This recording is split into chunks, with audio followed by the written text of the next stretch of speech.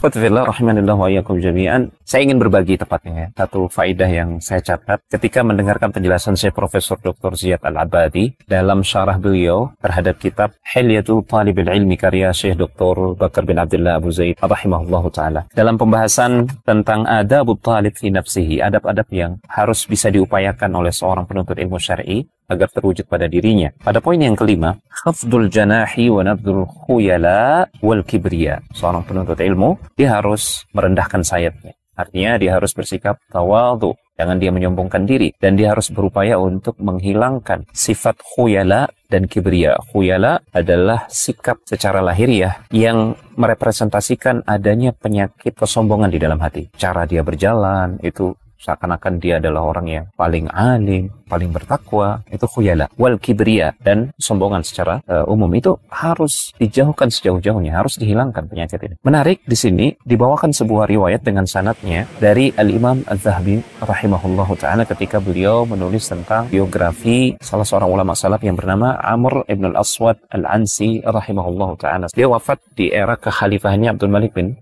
Marwan rahimahullah ta'ala. Diriwayatkan bahwasanya annahu kana idza kharaja minal masjidi qabada bi yaminihi ala shimalihi. Dia itu kalau keluar dari masjid ya, setelah selesai melakukan katakanlah ketaatan di masjid, entah itu sholat berjamaah atau menyampaikan pelajaran, beliau kalau keluar dari masjid, beliau senantiasa menggenggam tangan kirinya dengan tangan kanannya. Beliau tahan gitu. Fasu'ila an dzalik, maka beliau ditanya kenapa beliau senantiasa bersikap demikian setelah keluar dari masjid. Faqala, maka beliau menjawab. Perhatikan jawaban beliau ini pelajaran yang sangat berharga buat kita. Makhafata an tunafiqa yadi. Aku khawatir tanganku ini akan bersikap munafik. Subhanallah. Apa maksud beliau ini? Dijelaskan oleh Al-Imam Al-Dhahabi, qultu yumsikuha khawfan min an yakhtura biyadihi fi mishyatihi fa inna dhalika minal khuyala. Karena beliau khawatir kalau seandainya beliau lepaskan tangan tersebut, khawatir beliau akan bersikap atau berjalan layaknya orang yang sombong. Baru melakukan ketaatan di masjid, kemudian dia berjalan keluar dengan jalannya orang yang takabur, orang yang sombong. Nah, itu beliau khawatir jangan sampai seperti itu. Maka beliau tahan tangan beliau. Subhanallah. Karena ingat Rasulullah SAW pernah berkata atau bersabda tentang kibur. La yadkhulul jannata man kana fi qalbihi mithqalu dzarratin min kibr. Tidak akan masuk surga sama sekali seseorang yang di dalam kalbunya dia masih menyimpan penyakit yang namanya kibur, kesombongan. Walaupun sebesar dzarrah. Kibur itu apa? Rasulullah SAW menjelaskan